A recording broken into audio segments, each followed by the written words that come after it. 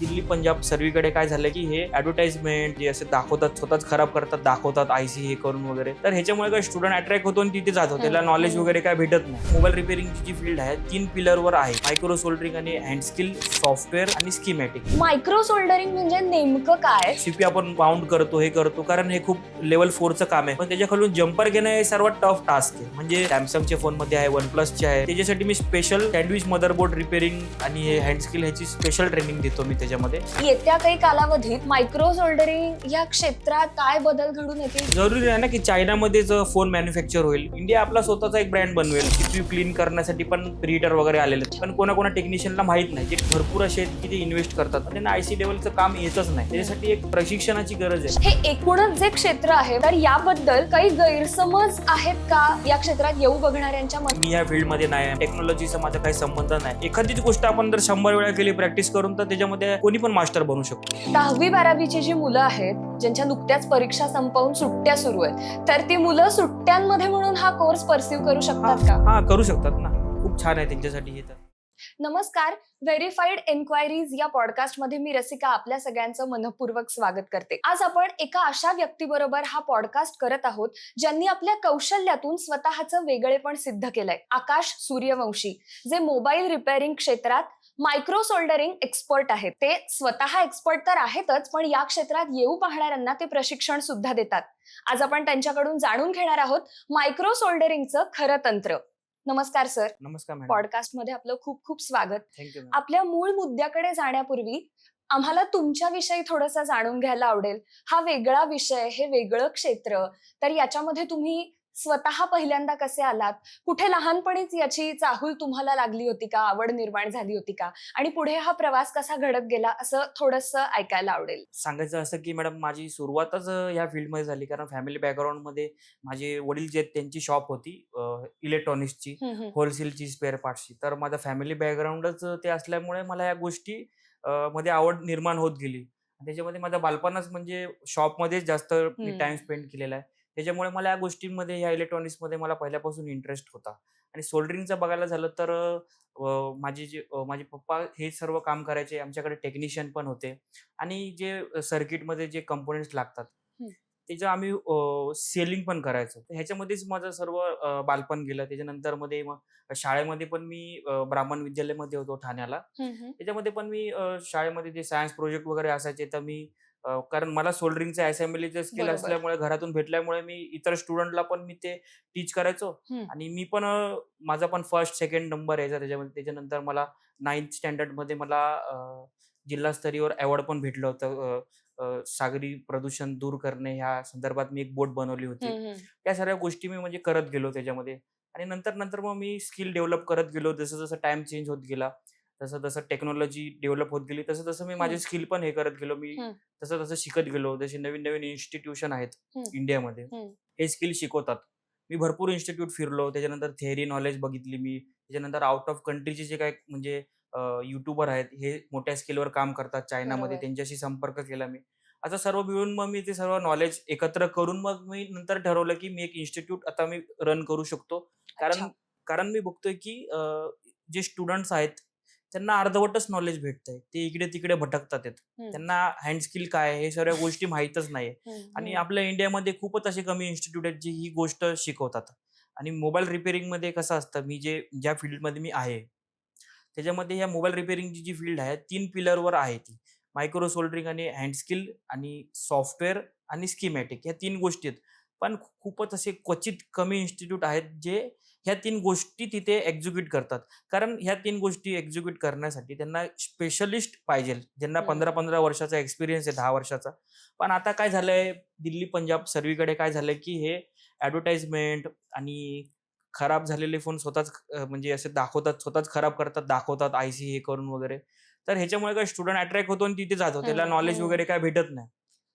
माझं मोटिव्ह काय की रिपेअरिंग करण्यासाठी जी हँड स्किलची गरज आहे, जे कॉन्फिडन्स पाहिजे, तेच मी माझ्या स्टुडंटला मला द्यायचं आहे. माझं मेन म्हणजे माझं मोटिव्हच ते आहे.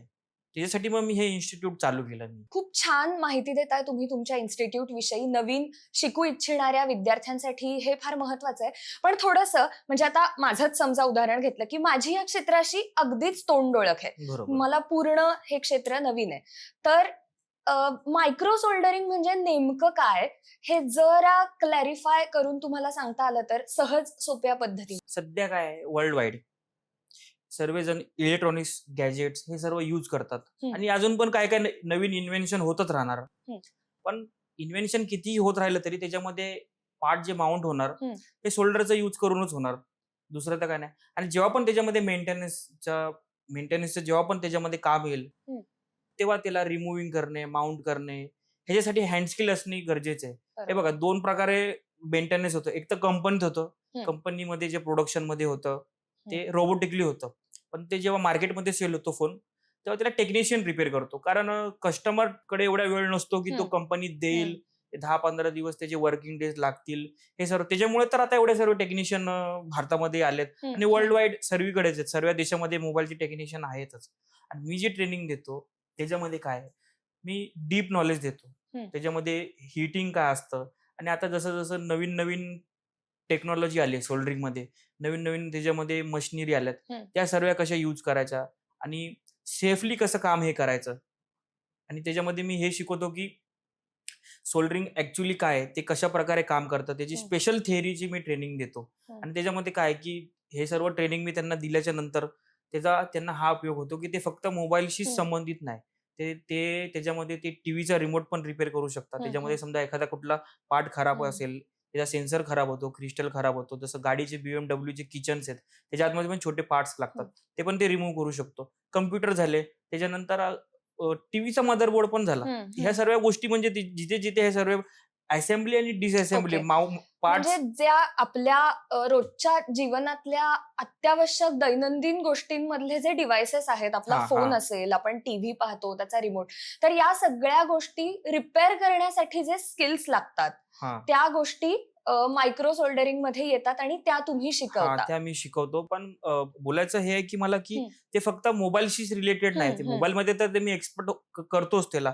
पण कसं आहे की अजून पण 3-4 ठिकाणी त्याचा रेव्हेन्यू तो जनरेट करू शकतो. समजा आता त्याचं शॉप आहे, तो आता मोबाईलचं काम करतोय, ट्रेनिंग माझ्याकडून घेऊन गेल्यानंतर त्याच्या आजूबाजूला गॅरेज लाईन आहे, टीव्हीचं मार्केट आहे, तर त्याच्यामध्ये ते आयसीचं काम असतं, रिबॉलिंग, रिमुव्हिंग, ते पण त्याच्याकडे एक्स्ट्रा इन्कम तो करू शकतो त्याच्यामधून. फक्त एकाच मोबाईल फील्डमध्ये डिपेंडेंट नाही राहू शकत.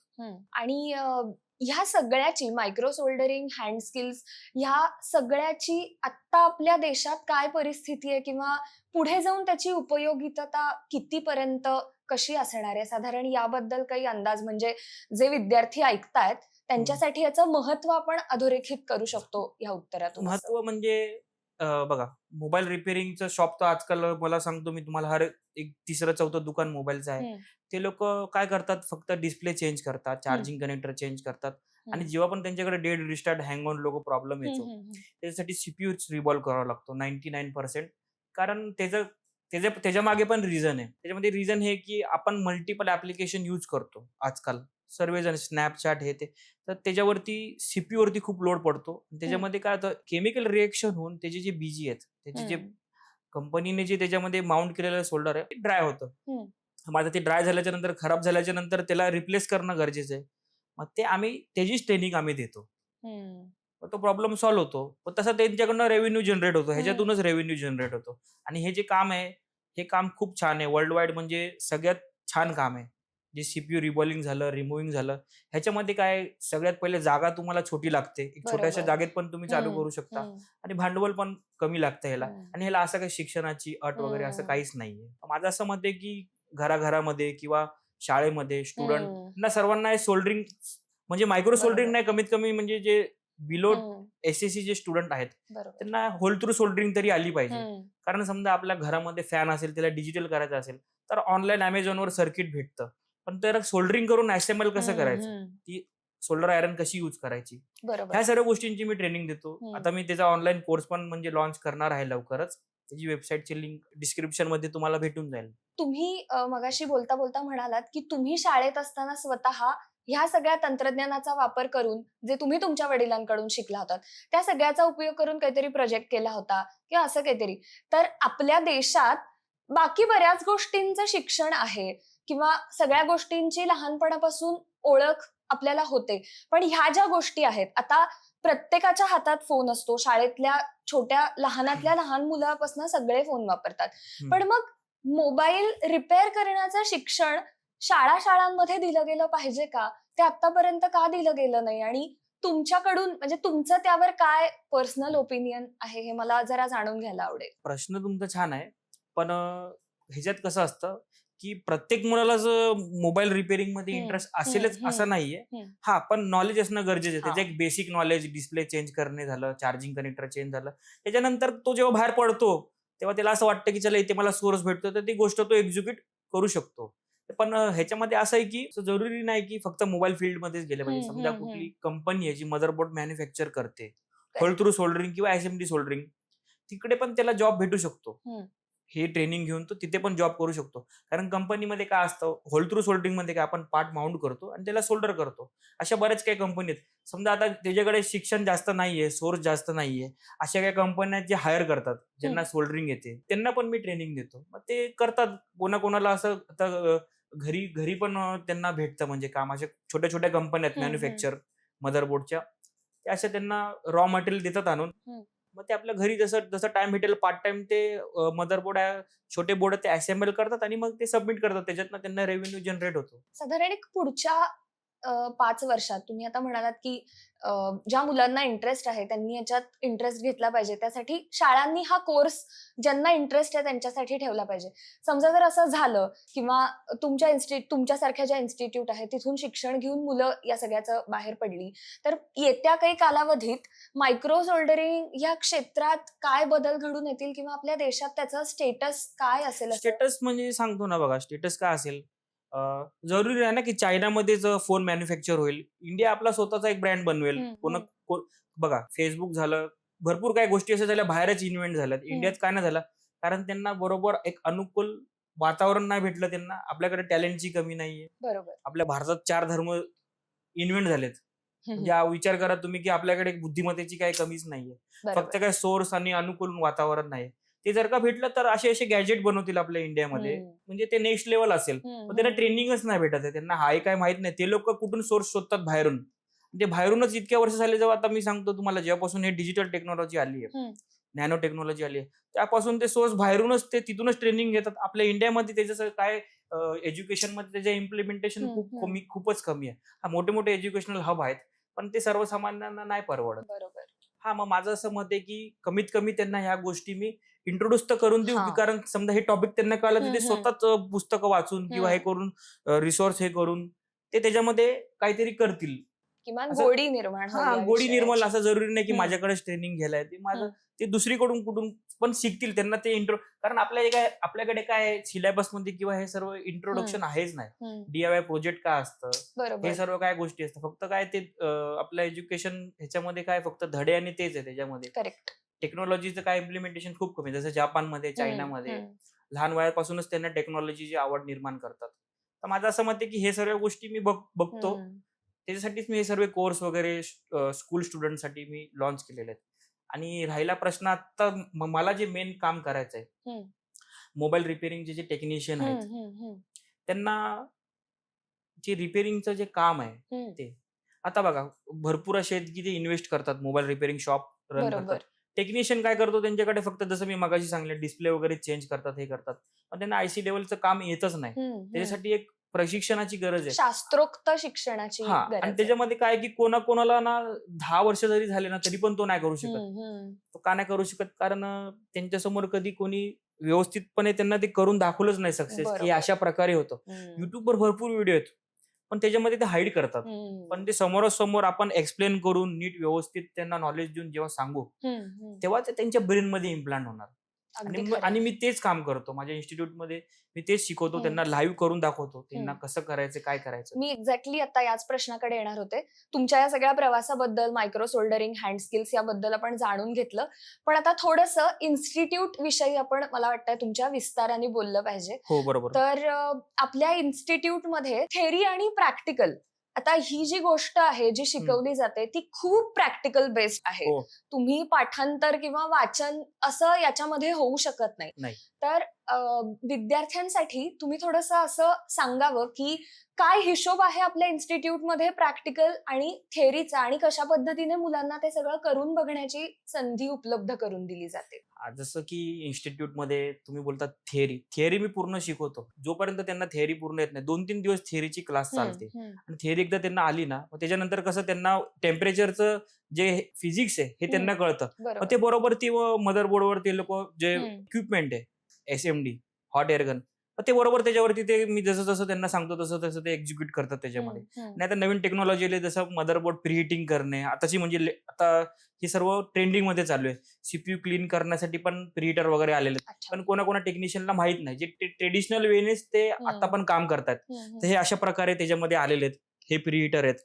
हे सीपीयू क्लिनिंगसाठी प्रीहीटर आहेत. ह्याच्यावरती ह्याचा उपयोग करून कसं सेफली आपण क्लीन करू शकतो.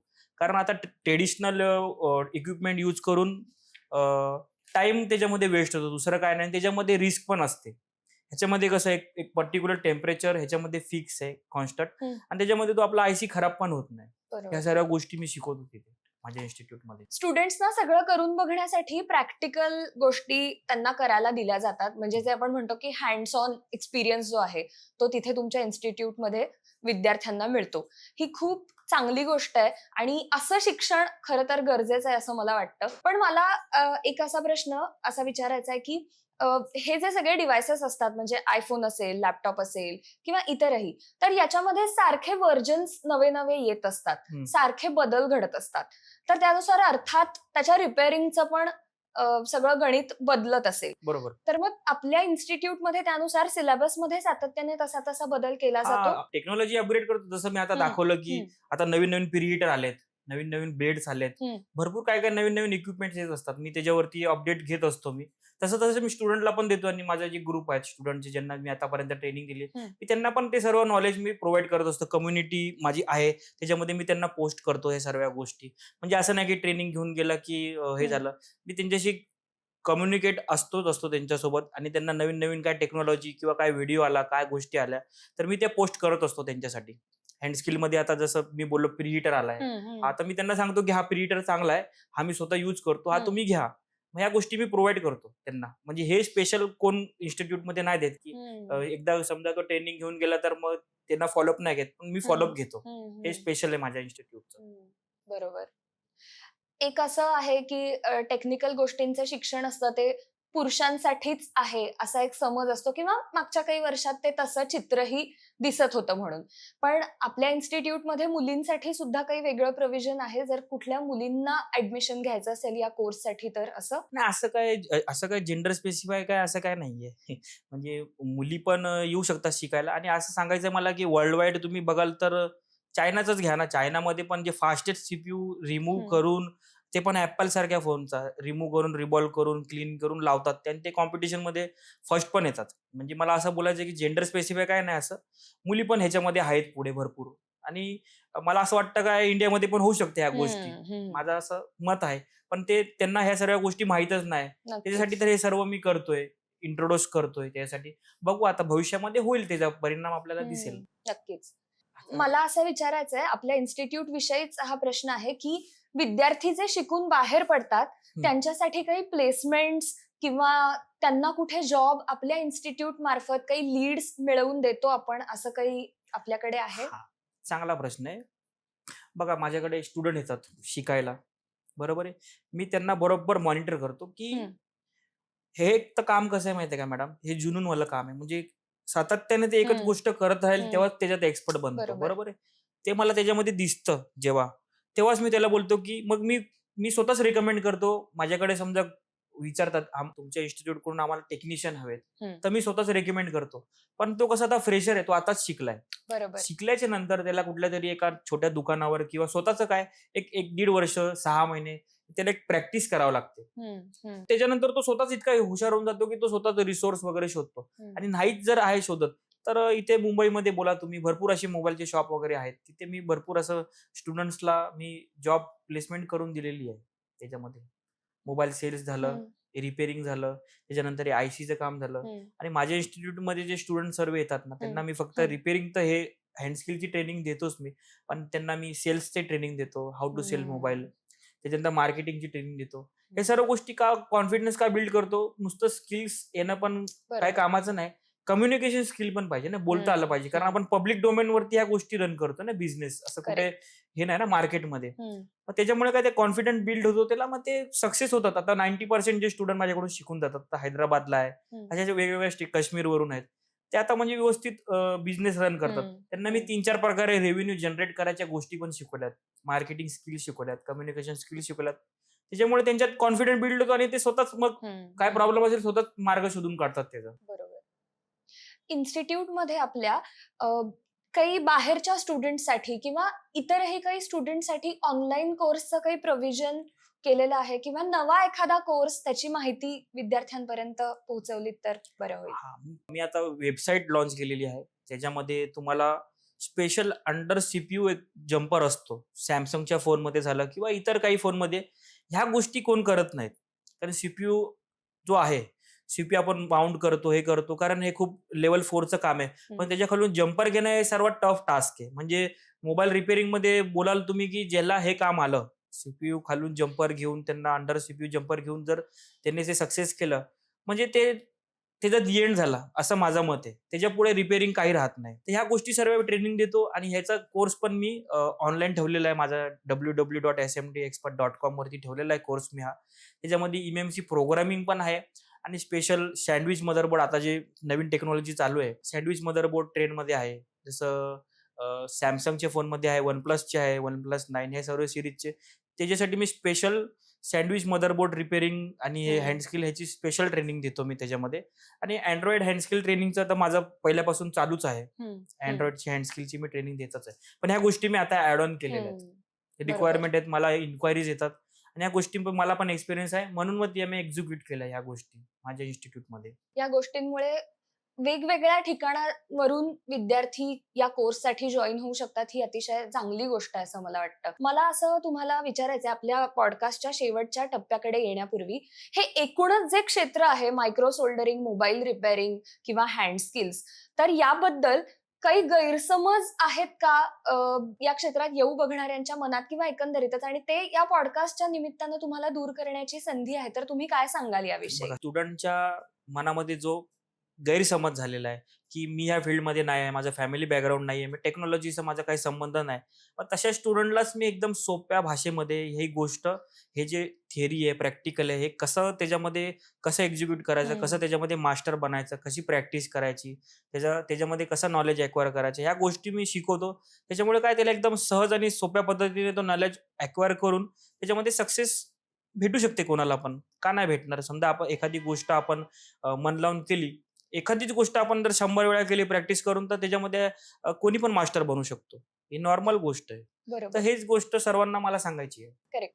एक माझ्या मनातला प्रश्न असा, हा कोर्स करू इच्छिणाऱ्यांसाठी शिक्षणाची काही अट आहे का? नाही, असं काही नाही. शिक्षणाची अट वगैरे काहीच नाही. कोणी पण येऊ शकतो. आणि तुमच्याकडे जे स्टुडंट्स येतात ते ऑलरेडी कुठला एक्सपिरियन्स घेऊन मोबाईल रिपेअरिंगचा वगैरे आलेले असतात की फ्रेशर्स असतात? काही काही रिपेअरिंग कोर्स करून आलेले असतात, काही काही फ्रेशर असतात. पण त्यांना कसं आहे की ज्याला जसं जसं नॉलेजची गरज आहे तसं तसं मी त्यांना ट्रेन करतो. जसं आता कोणाला 5 वर्ष 10 वर्ष झालेत मोबाईल रिपेअरिंग मध्ये, तर त्यांना मला जास्त शिकवायची गरज नाही. त्यांना कसं, त्यांना हँड स्किल काय असतं, हे सर्व गोष्टी काय असतात, हे इक्विपमेंट कसं यूज करायचं, हे लेटेस्ट टेक्नॉलॉजी हे माहिती नसतं. मग त्यांची ट्रेनिंग मी त्यांना स्पेशल देतो. आणि फ्रेशर असतो त्यांना मग मला पूर्णच थेअरी पासून सर्व हे करावं लागतं. बरोबर. आणि त्यांना थोडा वेळ लागतो, पण मी ते सर्व शिकवतो त्यांना पण व्यवस्थित. हा जो कोर्स आहे त्या कोर्सचा कालावधी किती आहे, म्हणजे तो किती वेळाचा कोर्स आहे? कोर्स आपला जो आहे 30 ते 45 दिवसाचा आहे अच्छा, कोर्स. म्हणजे साधारण 1.5 महिन्यापर्यंत. मग 10वी-12वीची जी मुलं आहेत, ज्यांच्या नुकत्याच परीक्षा संपवून सुट्ट्या सुरू आहेत, तर ती मुलं सुट्ट्यांमध्ये म्हणून हा कोर्स परस्यू करू शकतात? जसं की आता स्टुडंट जे आहेत, कोण ज्याची 12वी झालेली आहे, 10वी झालेली आहे, कोणाला इंजिनिअरिंग मध्ये जायचंय, डिप्लोमात जायचंय, IIT जायचंय किंवा अन्य कुठल्या टेक डिपार्टमेंटमध्ये त्याला कुठे जाऊन प्रशिक्षण घ्यायचंय, माझ्याकडे आल्यावर त्याला काय भेटेल की थोडं जरा एक फाउंडेशन त्याला एक बेसिक नॉलेज भेटेल टेक्नॉलॉजीचं. आणि नवीन नवीन इक्विपमेंट्स आलेत, काय काय ट्रेंडिंग मध्ये चालू आहे, टेक्नॉलॉजी सध्या काय, ह्या गोष्टींविषयी पण मी माहिती देतो. एक त्याला थोडा थोडा इंटरेस्ट येईल त्याच्यामध्ये, आणि कोणाला इंटरेस्ट नसेल टेक्नॉलॉजीमध्ये जाण्याचा, त्याला पण इंटरेस्ट येईल, कारण त्यांना ह्या गोष्टी जर मिळाल्या, बेस नॉलेज जर मिळालं, तर थोडा काय डाऊट क्लिअर होतो ना. माझ्याकडे तर काय, मी त्यांना प्रश्न पण विचारतो, काय तुमचा अजून काय प्रश्न आहे टेक्नॉलॉजी विषयी, ह्या गोष्टी, ह्याचा स्कोप आहे काय, ह्या सर्व करिअर गायडन्स पण मी देतो त्यांना. आणि या 1-1.5 महिन्याच्या कालावधीत कुठल्या गोष्टी कव्हर होतात या कोर्समधून या मुलांसाठी 10वी-12वीच्या? त्यांना मोबाईलमध्ये रिपेअरिंग मध्ये ज्या बेसिक गोष्टी आहेत, डिस्प्ले रिमुव्हिंग, चार्जिंग कनेक्टर, या बेसिकच्या गोष्टी ज्या आहेत, मी त्याचीच फक्त त्यांना ट्रेनिंग देतो. कारण ते कसं फ्रेशर असतात. दुसरी गोष्ट काय, त्यांना पूर्ण ते फाउंडेशन कोर्स म्हणून आलेले असतात, एक वेकेशन, त्यांना ओळख. मग मी त्यांना ते वर्कशॉप घेतो, प्रॅक्टिकल घेतो, ह्या गोष्टी मी त्यांना शिकवतो ह्याच्यामध्ये. ह्या सर्व गोष्टी मॅडम काय उपयोगाच्या, ज्ञान तर ज्ञानच आहे, ते काय वाया जाणार नाही. कुठे ना कुठे, कधी ना कधी आयुष्यात उपयोगी येणारच ना, असं काय नाहीये. ह्या गोष्टी सर्व आम्ही ट्रेनिंग देतो. सर, मला एक तुम्हाला असा प्रश्न विचारायचा आहे, अनेकांना या क्षेत्राचं प्रशिक्षण देताना तुम्ही स्वतःला अपडेटेड कसं ठेवता? तुमच्यासाठीचा तुमचा अभ्यास काय असतो? छान क्वेश्चन आहे. त्याच्यामध्ये काय आहे मॅडम, मी म्हणजे डीलर माझ्याकडे मोबाईलची कामं देतात, भरपूर डीलर्स आहेत, आणि अजून एक माझ्या इंस्टाग्रामवर चॅनल आहे, तर मला खूप दुरून मोबाईल येतात रिपेअरिंगला, लेटेस्ट फोन येतात. त्याच्यामध्ये असे काही केसेस असतात की म्हणजे स्वॅपिंग पण असतात त्याच्यामध्ये, ते पण मी करतो. आणि जसे लेटेस्ट फोन असतात त्याच्यावरती मी प्रॅक्टिस करून करून मी स्वतःला अपग्रेड करत असतो. आणि ह्याच्यामध्ये कसं आहे की सतत काम करत राहणे म्हणजेच अपग्रेड होणे. ह्याच्यामध्ये लेटेस्ट टेक्नॉलॉजी, लेटेस्ट फोन आपण रिपेअर करत राहू, सतत बदलणार, सतत बदल. आणि त्याच्यामध्ये जो एक्सपिरियन्स मला भेटतो तो मी नोट डाऊन करतो, त्याचा मी व्हिडिओ बनवतो, फोटोज कॅप्चर करतो, की ही केस मी कशी सॉल्व्ह केली, याच्यामध्ये मी काय जम्पर केलं. जसं मी एक व्हिडिओ मध्ये टाकलंय, मी माझ्या A53 5G मध्ये मी कसं जम्पर घेऊन ते सर्व हे केलं, सक्सेस केलं. मग हे सर्व मी नॉलेज मी बंच करून मग मी माझ्या स्टुडंटला मी शेअर करतो या सर्व गोष्टी. म्हणजे थोडक्यात अनुभव हाच तुमचा गुरु. हा मॅडम, अनुभव हाच माझा गुरु आहे. आणि आता एक अतिशय महत्वाचा प्रश्न, हा कोर्स करण्यासाठी तुमच्याशी संपर्क जर विद्यार्थ्यांना करायचा असेल तर त्यांनी तो कुठे आणि कसा करावा? बघा, माझी एक वेबसाईट आहे www.smdexpert.com. त्याच्यानंतर माझं इंस्टाग्राम चॅनल पण आहे smd_expert, आणि युट्यूब चॅनल पण आहे SMD एक्सपर्ट. आणि बाकी माझे जे कॉन्टॅक्ट डिटेल आहेत ते तुम्हाला डिस्क्रिप्शन मध्ये भेटेलच. आणि जर तुम्हाला कोर्स करायचा असेल, तुम्हाला काही डाऊट्स असतील, तुम्हाला अजून काय म्हणजे तुम्ही डीलर आहात, तुम्हाला तुमच्या रिपेअरिंग मध्ये तुम्हाला हे रिबॉलिंग, हँड स्किल, तुमच्याकडे जो स्टाफ आहे तो बरोबर काम करत नाहीये, त्यांना एक व्यवस्थित ट्रेनिंगची गरज आहे, तर तुम्ही त्यांना माझ्याकडे पाठवू शकता. ह्या सर्व गोष्टी मी आमच्या इन्स्टिट्यूटमध्ये देतो. आमचं मेन मोटिव्ह हे आहे की ज्यांना ज्यांना हे हँड स्किल माहिती नाहीये, मदरबोर्डवर काम कसं करायचं माहिती नाहीये, शील्ड कशी रिमूव्ह करायची माहिती नाहीये, ह्या सर्व गोष्टीची ट्रेनिंग आम्ही देतो. तर ह्याच्यासाठी तुम्ही आम्हाला संपर्क करू शकता. नक्कीच. आजच्या पॉडकास्ट मधून आपण तंत्र, दृष्टिकोन या सगळ्या गोष्टींविषयी शिकलो. मायक्रो सोल्डरिंग विषयी विशेष माहिती आपल्याला मिळाली. आकाश सूर्यवंशी सरांचे धन्यवाद, त्यांनी दिलेल्या वेळासाठी आणि केलेल्या मार्गदर्शनासाठी. खूप खूप धन्यवाद.